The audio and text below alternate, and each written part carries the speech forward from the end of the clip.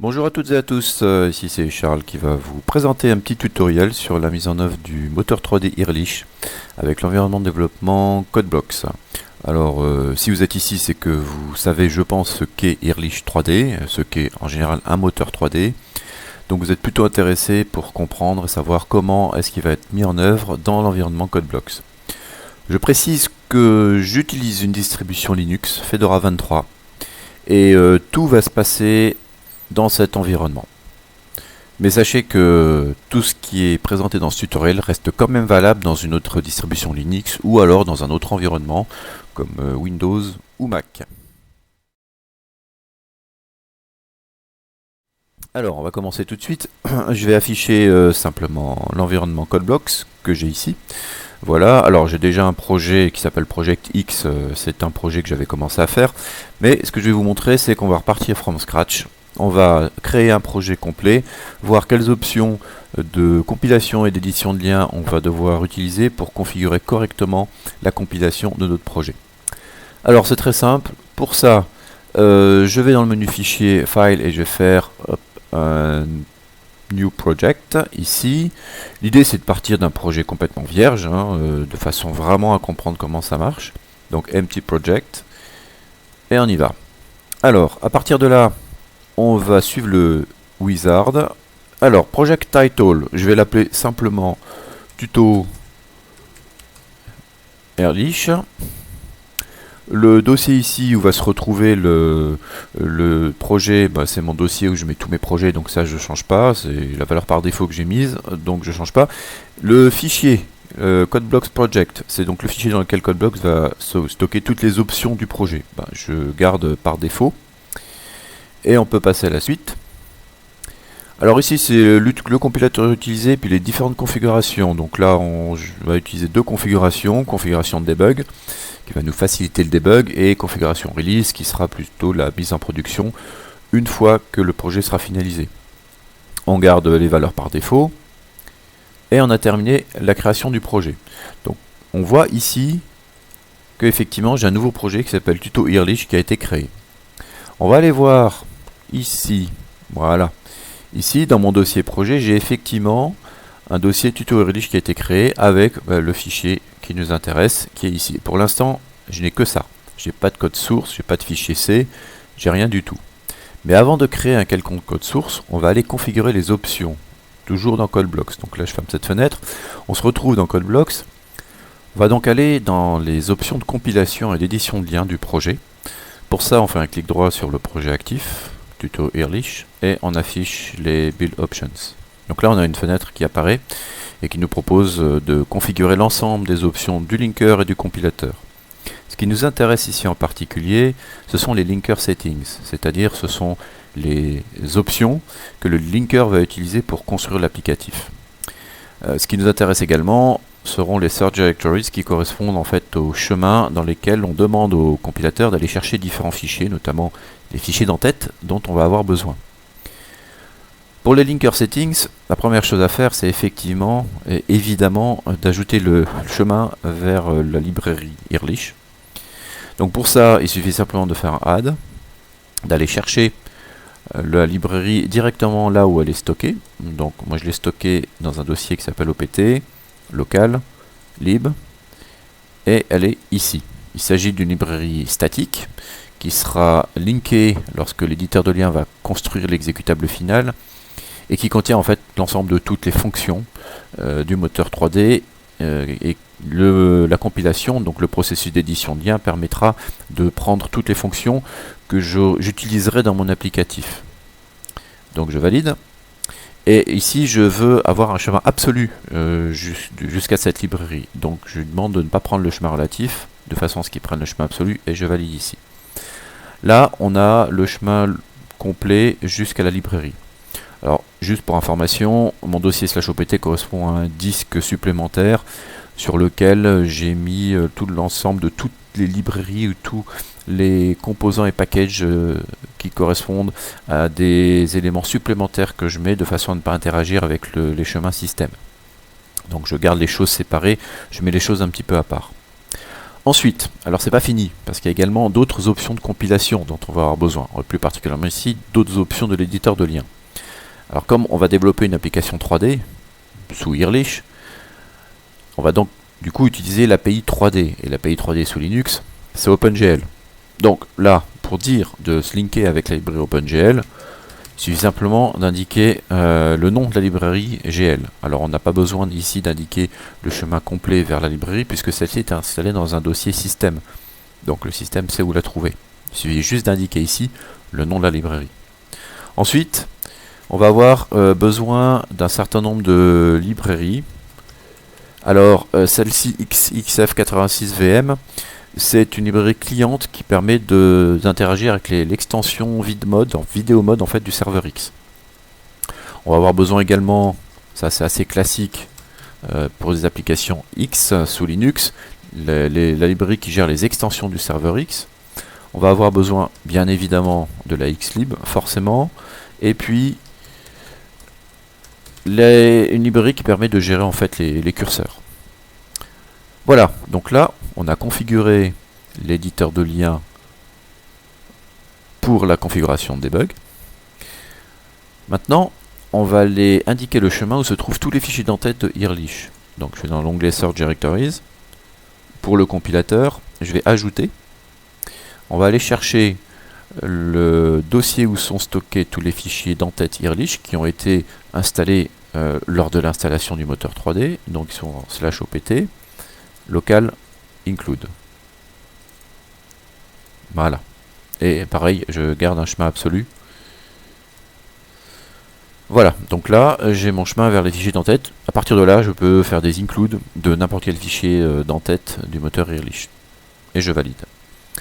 Alors ici, on a configuré les options du compilateur du linker pour la configuration de debug. On va faire pareil pour la configuration release. Donc, de même, clic droit, Build Options, et cette fois-ci, je sélectionne Release. Alors, pour être un petit peu malin et un peu fainéant, je retourne dans Debug, dans Linker Settings, je vais copier ici les différentes options. Je retourne dans Release, et ici je les colle. Ça me permet d'aller un petit peu plus vite. Je vais aller chercher de nouveau la librairie Earlish. Donc, pareil, opt, local, lib, Earlish, chemin absolu, je valide. Search Directories, je vais chercher le dossier où se trouvent les fichiers d'entête. Include, voilà. Et je valide. Une fois que j'ai fait cette configuration, donc on a configuré toutes les options de compile et de l'édition de liens et les chemins vers les fichiers d'entête pour les deux configurations, debug et release. Après, c'est juste une question d'options de compilation entre ces deux configurations. Effectivement, en configuration debug, on va avoir par exemple l'option "-g" qui permet d'ajouter des symboles de debug, alors que cette option, on ne l'aura pas en mode release. Il ne reste plus qu'à valider. Voilà, on a fait notre configuration.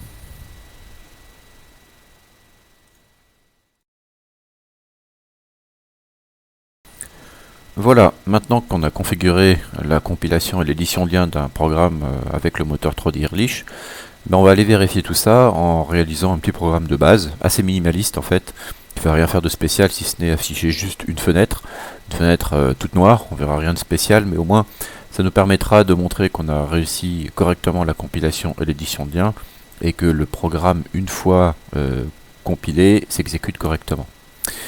Donc pour ça, on a besoin de créer au moins un fichier source. Dans le projet actif, on va sélectionner l'icône New File et on va ajouter un fichier vide. Donc là, il nous demande si on veut ajouter ce fichier dans le projet actif, ce qui est le cas. On va mettre oui. On vérifie qu'on est bien dans le dossier dans lequel on a créé notre projet de configuration CodeBlocks. Et ici, on va simplement taper un nom que je vais appeler tuto earlish.cpp. Voilà, qui sera notre fichier source principal. Ce fichier sera utilisé et compilé dans les deux configurations debug et release. Voilà. Donc là maintenant on a un fichier CPP. On remarque ici dans l'arborescence que Earlish a créé un dossier source et qu'il a rajouté le fichier tuto Earlish CPP. ce fichier est vide bien évidemment. Alors on peut aller vérifier simplement avec l'explorateur de fichiers. Voilà, on est bien dans le dossier projet, sur tuto Earlich. On a toujours notre fichier CodeBlocks Project, normal, et on a en plus ce fichier CPP qui a été créé. Alors bien évidemment, la première chose à faire, c'est, avant d'utiliser tout programme faisant appel au moteur 3D Earlich, c'est simplement d'ajouter les en-têtes. Donc pour ça, on va faire un include. Alors IRR, c'est le dossier dans lequel j'ai mis tous les fichiers d'en-tête. Et j'ajoute le fichier earlich.h qui en fait lui contient l'ensemble des includes permettant d'adresser les différents fichiers d'en-tête. Donc ce qui est intéressant, c'est que j'ai pas besoin ici d'ajouter une directive include pour chaque fichier d'en-tête que je veux utiliser. Je fais une seule directive include sur le fichier earlich.h qui chapeaute en fait l'ensemble de tous les autres fichiers. Alors je vais plutôt aller copier, alors je vais sauvegarder mon fichier et puis je vais aller simplement copier mon code source, voilà, que je mets ici, voilà. On va aller un petit peu plus vite, je vais pas tout taper dans ce tutoriel. Donc ici, en fait je vais vous montrer un petit peu comment on fait un petit programme Earlich 3D relativement minimaliste. Il y a une fonction main, qui est vraiment la fonction qu'on trouve dans tout programme principal. Et on va utiliser le namespace Earlich. Alors si vous ne savez pas exactement ce qu'est un namespace, normalement je vous renvoie à des cours de C++, mais disons que pour résumer, c'est un ensemble qui permet de définir tout un tas de choses, des types, des classes, etc. Et le simple fait de faire un using namespace Earlich, enfin EAR, ça permet directement, sans avoir à spécifier le nom du namespace, d'utiliser n'importe quel type. Comme par exemple ici, j'ai un sign 32 bits qui est un type redéfini dans le namespace Earlich. Si je ne mettais pas la directive ici using namespace, je devrais taper ici explicitement le nom du namespace de cette manière. Mais comme c'est un petit peu lourd à force, puisqu'on va quand même être amené à manipuler beaucoup de types, beaucoup de classes qui sont définies dans les namespaces d'Earlich, je préfère faire un using namespace et ça évite d'avoir rentré tout ça. Alors, comment fonctionne ce programme? La première chose, c'est que on va appeler la fonction createDevice. Cette fonction, en fait, c'est la fonction, on est obligé d'appeler cette fonction, elle va nous renvoyer une instance, un pointeur, en fait, sur le moteur 3D, sur l'instance du moteur 3D. À partir de là, on va pouvoir réaliser tout ce qu'on veut avec le moteur, mais il nous faut au moins cette instance. Il y a un certain nombre de paramètres qu'on peut fournir. Le plus évident ici, c'est le type de driver. Alors, on est sous Linux, donc on aura tendance à utiliser OpenGL, mais sous d'autres systèmes comme Windows par exemple, on peut utiliser DirectX. On pourrait aussi utiliser un rendu complètement logiciel ou quelque chose de complètement custom. Ici on simplifie, on utilise OpenGL. Ça, ce sont les dimensions de la fenêtre que l'on va créer, puisqu'on va fonctionner en mode fenêtré. Alors, de mémoire, si je me souviens bien, ça c'est la profondeur. On est en 32 bits, les pixels font 32 bits. On pourrait être en 24 ou 16. Et le dernier paramètre ici, false, indique que simplement on est en mode fenêtré. Si on mettait true, ici ça voudrait dire qu'on demande au moteur d'afficher en full screen. Il y a d'autres paramètres normalement à la fonction createDevice, notamment l'utilisation de state style buffer, la synchronisation verticale, l'event receiver, etc. Mais pour l'instant, il y a des valeurs par défaut que le moteur va utiliser et on va très bien utiliser ces valeurs par défaut, ça fonctionne aussi bien. Normalement, une fois qu'on a correctement initialisé une instance sur le moteur, parce que ça peut très bien ne pas fonctionner, ce qu'on va s'amuser à faire, alors ici, on va juste, ça c'est une petite fonction de confort, c'est pour montrer un petit peu comment utiliser quelques fonctions du moteur, simplement mettre le titre de la fenêtre. Donc dans le bandeau supérieur de la fenêtre, là où se trouve le titre, on verra s'afficher ce texte. Bon, j'ai mis en anglais. Mais... Ensuite, on va avoir besoin d'accéder à une instance du driver vidéo pour différentes fonctions. On ne va pas les utiliser ici, mais ça fait partie des étapes qu'on fait systématiquement. Donc le driver vidéo, il y a une fonction du moteur qui permet d'envoyer un pointeur sur le driver vidéo. Ensuite, le scene manager. Donc normalement, quand on affiche un rendu, c'est qu'on veut afficher le rendu d'une scène. Normalement, on charge une scène 3D et le moteur en fait le rendu. Et sur cette scène, on va appliquer un certain nombre de transformations, tout un tas de choses. Donc pour ça, on a besoin d'avoir un pointeur sur une instance de la scène. Donc ça, c'est le moteur 3D qui, grâce à la méthode getSceneManager, va nous renvoyer un pointeur sur cette instance qui sera dans le pointeur SceneManager. Et puis petite chose ici, on efface le curseur parce que normalement, dès qu'on affiche le rendu, si on fait pas ça, on verra la petite flèche s'afficher. Oh, c'est juste visuellement un petit peu désagréable, c'est tout. Donc là, on peut l'afficher, on peut rendre invisible le curseur ou le rendre visible comme on veut. Ça, ce sont les initialisations de base. Voilà. Une fois qu'on a fait ça, on est prêt à faire le rendu. Alors, le driver, le moteur 3D, lui, nous propose la méthode run, qui est en fait la fonction principale. C'est une boucle sans fin, avec des conditions d'arrêt bien évidemment.